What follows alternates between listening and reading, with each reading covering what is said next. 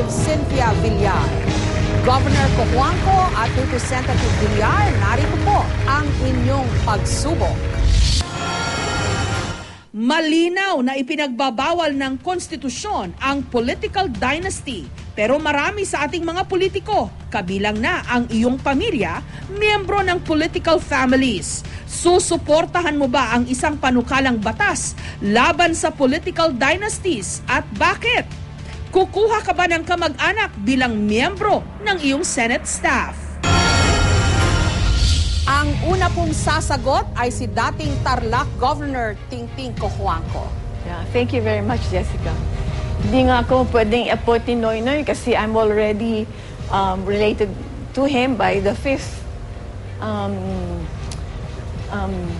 the Constitution says that you cannot appoint anybody that is on the fifth degree of relation, right? So I can't already be appointed.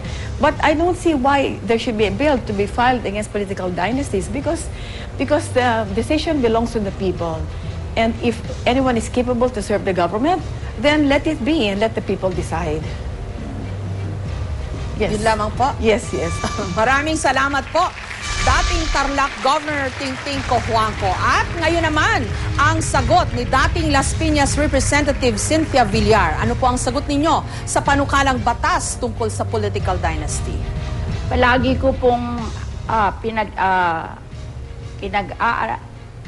palagi ko pong iniisip na yung pagsisilbi ng aming pamilya sa politika is public service.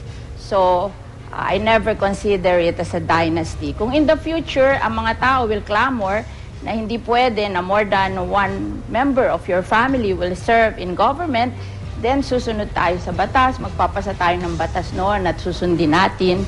At ako naman ay naniniwala na ang pagsiserbi sa ating mga kababayan ay hindi lamang sa politika, kundi magagawa mo din yon in your private life.